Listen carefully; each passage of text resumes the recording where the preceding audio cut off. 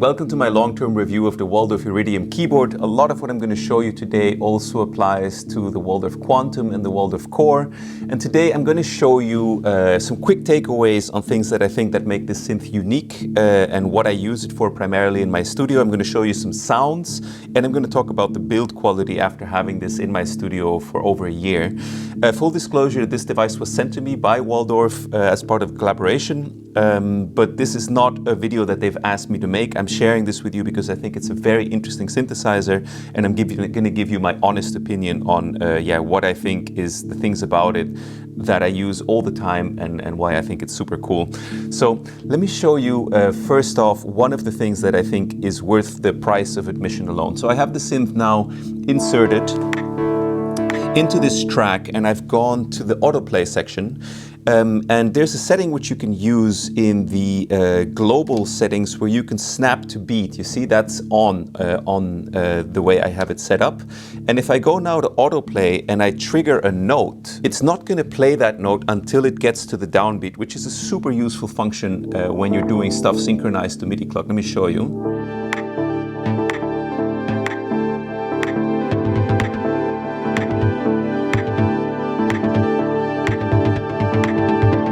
Then there's a latch function also available here, which I use all the time. So this little section here with the transposed latch, there's also a chord mode and stuff, but for the transposition and for using this sequencer workflow, I use that all the time. Because even if I stop my DAW now, let me show you. So now everything's off, right? And I start again because it's latched. As soon as it gets MIDI, it's gonna keep chugging away there now. Okay, so cool. You say, okay, so this is an arpeggiator, big deal. Now let me show you what is so cool about this. What I'm gonna do is I'm gonna this is now anyway, it's like a 5/16 long note pattern. I'm gonna transpose the third up 5 semitones, and then you can do this also by touch actually. I'm gonna transpose the fifth one to 19. And what I can do now is actually use the controls here on the touchscreen, which is mostly what I do is this pitch. Please note it's set to minor scale here. And I can now use this pitch to keep adding different note intervals into this sequence in real time. And I'll always be in scale. So have a listen to what this sounds like.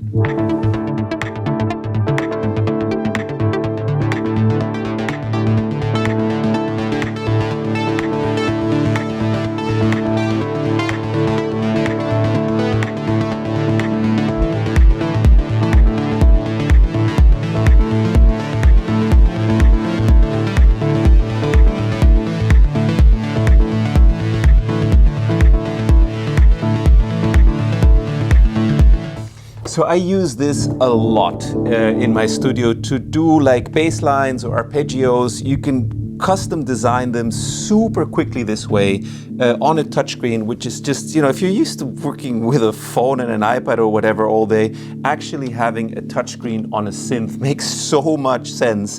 And it makes so much of this stuff so intuitive and so easy to do. You can do, like, you know, there's all these things as doing forward, backward direction and everything. You can change the sequence length here super easily. And it's just really fast to find new ideas here with either onboard sounds or sending it out as MIDI. Really, really nice workflow and something I think is worth the admission, the price of admission alone, because the way this sequencer grooves, the way it sounds in the track is super unique. And I think it must have something to do also with this swing setting here. I've just not had very often sequencers that sound this good when they're grooving away to like a 4/4 kick. So let's have a listen and let me show you what this swing adds to a sequence like this. And if you're wondering how am I tweaking the filter without moving away from this, I have it assigned here to the mod wheel. So I'm going to show you how easy it is to set that up. I'm assigning the mod wheel to the filter and to the envelope and amp release to just make the sound kind of swell at certain places. So let me show you what this sounds like, and we're going to start off listening to the way the sequencer grooves.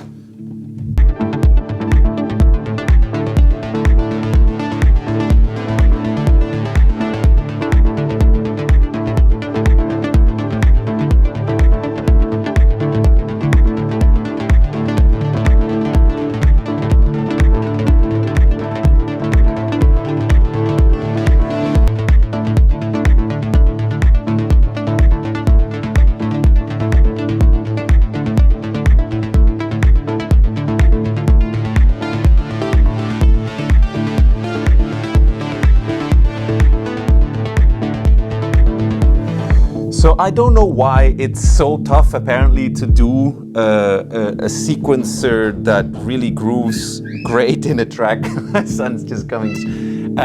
So yeah, something about the way this sequencer grooves is super unique, and it sounds incredible when you synchronize it like this to MIDI and yeah, create your sequences inside here. So obviously being able to do all this on a touchscreen and having so many controls that are dynamic around the edges of the screen is amazing. And what is especially really great on the Iridium keyboard is this control section here where you can latch stuff, where you have really fast access to all kinds of macros and predefined setups that you can do. But also what is really unique about this device, and why if I had to pick one of these, I would always recommend you the Iridium keyboard, is this keyboard is the best keyboard I have ever played on. And I can no longer actually play any other keyboards. Whenever I try different ones, it's just such a disappointing experience compared to this. Once you've tried this and you try some other keyboard on some other synthesizer, you'll know exactly what I mean. So on a side note, yeah, the keyboard is utterly amazing and a joy to play with. Plus it has polyphonic aftertouch, so kind of a rare thing. Speaking on the whole build quality of the synthesizer, so it's built like a tank. It's like every encoder, everything on it is just like, it's bomb-proof. It's so solid the way that it's built. Nothing wobbles. The display is super responsive, very, very clear, as you can see. Has a lot of contrast even in sunlight conditions. And yeah, the whole interface, the whole way that this synth is laid out, it's so logical and so easy to use. Yeah, it's. I think I called it the Rolls-Royce of synthesizers maybe in my other review, or I should have. And anyway, I'll link those reviews below if you want to go more in depth on sound design, in the way it's built, how I've been using it, and some sounds I created that you can download. But yeah, about build quality, I don't have any other synth in memory that is built as well as this. I think this is definitely an instrument kind of that will outlive you. And of course, you know, something that I'm kind of looking over now because of this workflow approach that I'm sharing with you is the sound engine on it is, of course, insane. You can pretty much do anything with it. It has almost every kind of synthesis known to man. And let me just play you a couple of my favorite presets that are on this. So you have a place where you can save favorites, which is super nice. And then you can just pick, as you can see, load speed is super fast, which is not always a given on digital synths. Let me show you.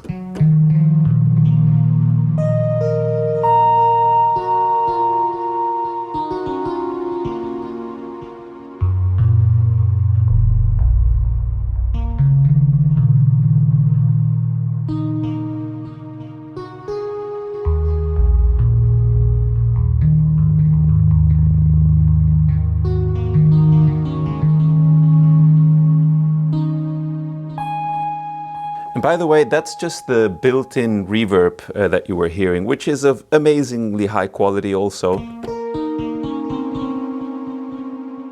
Let me show you the reverb again.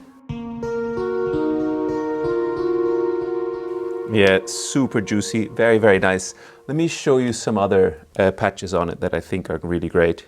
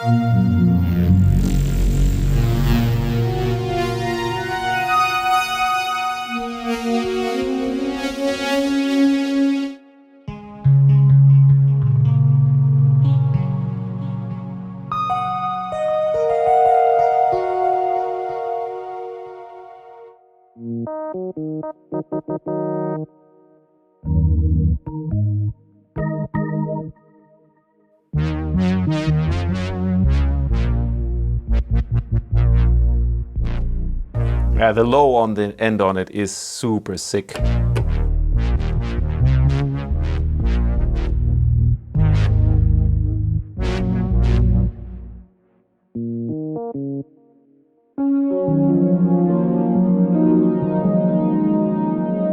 So while the synth excels at these kind of very cinematic, big soundscapes, what I was showing you at the beginning of this video is how fast and punchy the oscillators and envelopes are for doing kind of fast arpeggios and bass lines with it. Something that I use it for actually more than this sort of, you know, spacey wide pad stuff. But yeah, it's super easy to make your own sounds with it. The way that the whole interface is responsive to what it is that you've last tweaked. So if I touch an oscillator, for example, the touchscreen jumps straight to that. If I touch an envelope, the touchscreen jumps to that. If I touch the filter, the touchscreen jumps to that. And you have all the modulation possibilities in there. So let me load one of my own sounds that doesn't have massive amounts of modulation already on it. You just hit modulation. You select your source, which in the case of what I was showing you was wheel. So let me do another one, which is, I want to have the wheel also on this one so that I can open up the release also of the envelope, the amp envelope, which is something that I do a lot, which I open both of those together, which is, here we go, amp envelope release. And now I can say I want it like a nice juicy amount, maybe something like that. So let's have a listen to what that will do now.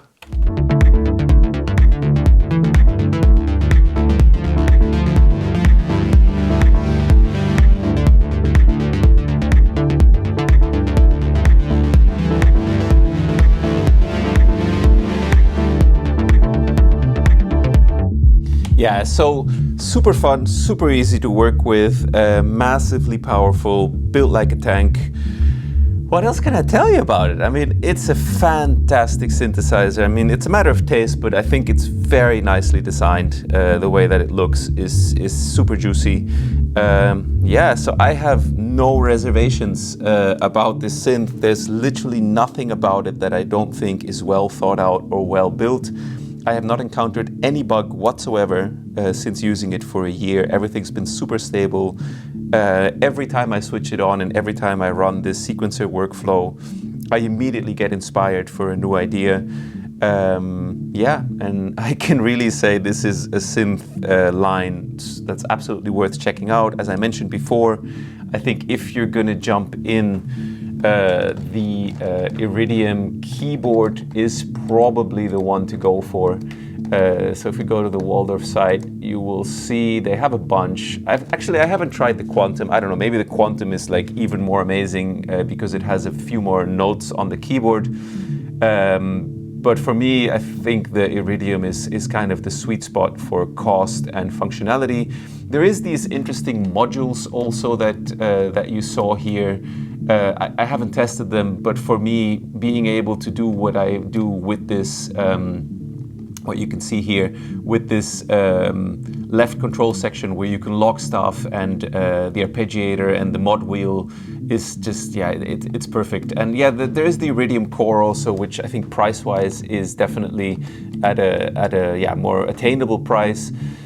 But if I'm looking at the difference between having this incredible input device for your studio for, what is it, 2,400 or paying 1,700, so what's the difference here, 700 euros.